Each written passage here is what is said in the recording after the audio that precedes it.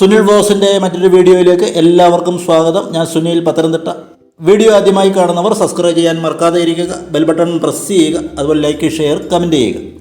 കുവൈറ്റിൽ ബുധനാഴ്ച വെളുപ്പിന് നടന്ന തീപിടുത്തത്തിൽ 24 മലയാളികൾ ഉൾപ്പെടെ ഇതുവരെ 50 പേരാണ് വെന്തു മരിച്ചത്. 47 ഇന്ത്യക്കാരും 3 ഫിലിപ്പീൻസ് പൗരന്മാരും ആണ് കൊല്ലപ്പെട്ടത്. ഇതിൽ ഇതുവരെ 47 പേരെയാണ് തിരിച്ചറിഞ്ഞത്. തിരിച്ചറിയാത്ത ഒരു മൃതദേഹം മലയാളിയുടേതാണെന്ന് സംശയിക്കുന്നു. പരിക്കേറ്റ 6 മലയാളിയുടെ അടക്കം 9 പേർ കുവൈറ്റിലെ വിവിധ ആശുപത്രികളിൽ ചികിത്സയിലാണ്. മരണമടഞ്ഞ 33 ഇന്ത്യക്കാരെയും വഹിച്ചുകൊണ്ടുള്ള ഇന്ത്യൻ എയർഫോഴ്സിൻ്റെ പ്രത്യേക കാർഗോ വിമാനം ഇന്ന്, അതായത് വെള്ളിയാഴ്ച രാവിലെ കൊച്ചി നെടുമ്പാശ്ശേരി വിമാനത്താവളത്തിൽ എത്തിച്ചേർന്നു. തീപിടുത്ത സമയത്ത് ഉണ്ടായ പുക ശ്വസിച്ചാണ് കൂടുതൽ പേരും മരിച്ചത് എന്നാണ് വിശ്വസിക്കപ്പെടുന്നത്. മലയാളി വ്യവസായി KG എബ്രഹാമിൻ്റെ ഉടമസ്ഥതയിലുള്ള NBTCയിലെയും ഹൈവേ സൂപ്പർ മാർക്കറ്റിലെയും ജീവനക്കാരാണ് മരിച്ചവരിലേറെയും. ഗാർഡ് റൂമിലുണ്ടായ ഷോർട്ട് സർക്യൂട്ട്സാണ് തീപിടുത്തത്തിന് കാരണമെന്ന് പറയപ്പെടുന്നു. കമ്പനി ഉടമ, കെട്ടിട ഉടമ, കെട്ടിടം കാവൽക്കാരൻ എന്നിവരെ കുവൈറ്റ് പോലീസ് അറസ്റ്റ് ചെയ്തിട്ടുണ്ട്. കെട്ടിട ഉടമ കുവൈറ്റ് സ്വദേശിയാണ്. 33 മൃതദേഹങ്ങളാണ് കൊച്ചിയിലെത്തിച്ചത്. ഇതിൽ 7 തമിഴ്നാട് സ്വദേശികൾ, 1 കർണാടക സ്വദേശി എന്നിവരുടെ മൃതദേഹങ്ങളും ഉൾപ്പെടും. രാവിലെ 10:30 വ്യോമസേനയുടെ വിമാനം മൃതദേഹങ്ങൾ വഹിച്ചുകൊണ്ട് കൊച്ചിയിലെത്തിയത്. മുഖ്യമന്ത്രി പിണറായി വിജയൻ, സംസ്ഥാന മന്ത്രിമാർ, ജില്ലാ കളക്ടർമാർ എന്നിവർ മൃതദേഹങ്ങൾ സ്വീകരിക്കാൻ കൊച്ചി വിമാനത്താവളത്തിലെത്തിയിരുന്നു. കേന്ദ്ര വിദേശകാര്യ സഹമന്ത്രിയും കുവൈറ്റിൽ നിന്നും മൃതദേഹങ്ങളെ അനുഗമിച്ച ഈ വിമാനത്തിലാണ് എത്തിയത്.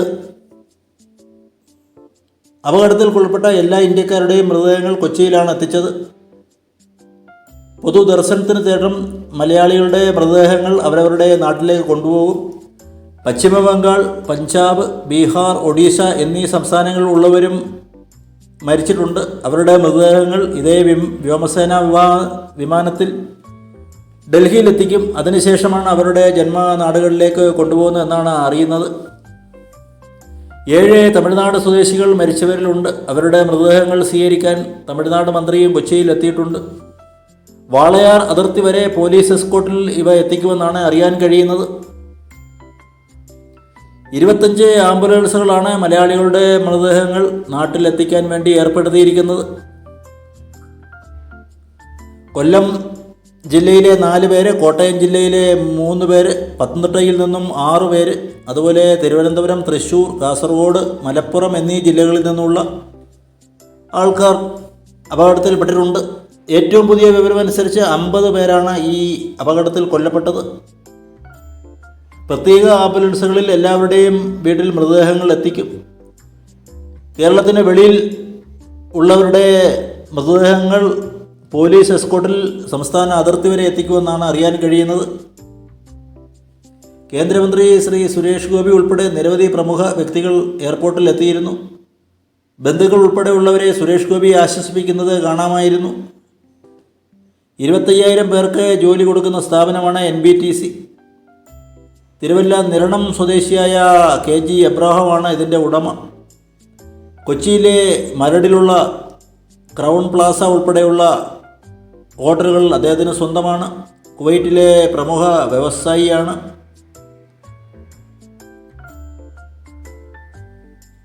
കുവൈറ്റിൽ നിന്നും ഇറങ്ങുന്ന അറബ് ന്യൂസ് റിപ്പോർട്ട് ചെയ്യുന്നതനുസരിച്ച് ഇലക്ട്രിക്കൽ ഷോർട്ട് സർക്യൂട്ടാണ് ഈ അപകടത്തിന് കാരണം. 3 പ്രവാസികളെ ഇതുവരെ അറസ്റ്റ് ചെയ്തു എന്നാണ് ഏറ്റവും പുതിയ വിവരം.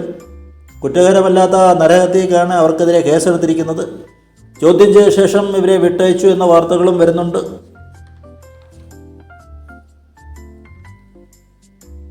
കുവൈറ്റിൽ നിന്നും മൃതദേഹങ്ങൾ കൊണ്ടുവന്ന് നെടുമ്പാശ്ശേരി എയർപോർട്ടിൽ സങ്കടകരമായ കാഴ്ചകളാണ് എങ്ങും കാണാൻ കഴിഞ്ഞത്. സംസ്ഥാന മുഖ്യമന്ത്രിയും മന്ത്രിമാരും ഉൾപ്പെടെയുള്ളവർ ആദരാഞ്ജലികൾ അർപ്പിക്കാൻ എയർപോർട്ടിൽ എത്തിയിരുന്നു. കൂടാതെ വിവിധ രാഷ്ട്രീയ പാർട്ടി നേതാക്കൾ, വിവിധ ജില്ലാ കളക്ടർമാർ, മത സാമുദായിക നേതാക്കൾ ഒക്കെയും വിമാനത്താവളത്തിൽ എത്തിയിരുന്നു. കുവൈറ്റിൽ ഈദ് അതാ പ്രമാണിച്ച് അവധി തുടങ്ങുന്നതിനാൽ തിരക്കിട്ടാണ് മൃതദേഹങ്ങൾ നാട്ടിലെത്തിക്കാനുള്ള നടപടിക്രമങ്ങൾ പൂർത്തീകരിച്ചത്.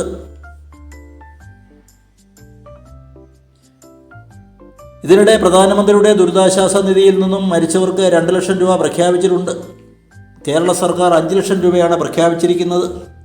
അതുപോലെ പ്രവാസി വ്യവസായി യൂസഫ് അലി 5 ലക്ഷം രൂപയും പ്രവാസി വ്യവസായി രവിപിള്ള 2 ലക്ഷം രൂപയും മരിച്ചവർക്ക് സഹായധനം പ്രഖ്യാപിച്ചിട്ടുണ്ട്.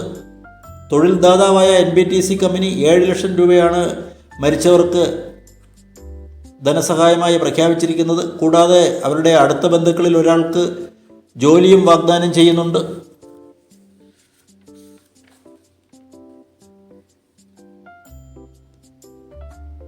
അനിശ്ചിതത്വങ്ങളുടെ താളമാണ് ജീവിതം. സ്വന്തം ജീവിതം കരുപിടിക്കുന്നതിനും സ്വന്തം കുടുംബത്തിൻ്റെ ഉന്നതിയും ഉയർച്ചയ്ക്കും വേണ്ടി പ്രവാസ ലോകത്ത് പോയി കഷ്ടപ്പെടാൻ വിധിക്കപ്പെട്ട നമ്മുടെ സഹോദരങ്ങൾ, അവരെ സ്വീകരിക്കാൻ ഈ രീതിയിൽ പോകേണ്ടി വരുമെന്ന് അവരുടെ ബന്ധുക്കൾ പോലും കരുതിയിട്ടുണ്ടാകില്ല. അതിദാരുണമായ ഒരു അപകടമാണ് കുവൈറ്റിൽ സംഭവിച്ചത്.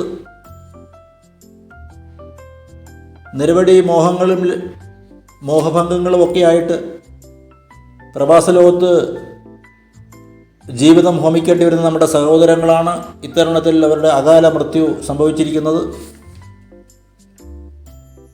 ബന്ധുക്കൾക്ക് താങ്ങാനാവുന്നതിനും അപ്പുറത്താണ് ഈ വേർപാടുകളൊക്കെയും.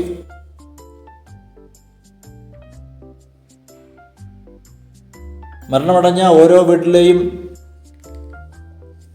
അവസ്ഥ വളരെ ദയനീയമാണ്. പ്രവാസ ലോകത്ത് പോയി മരണം വരിച്ച പ്രിയ സഹോദരങ്ങൾക്ക് ആദരാഞ്ജലികൾ അർപ്പിക്കുന്നു. അതുപോലെ അവരുടെ കുടുംബങ്ങളുടെ ദുഃഖത്തിലും പങ്കുചേരുകയാണ്. മറ്റൊരു അപ്ഡേറ്റുമായി കാണുന്നവരെ നന്ദി, നമസ്കാരം.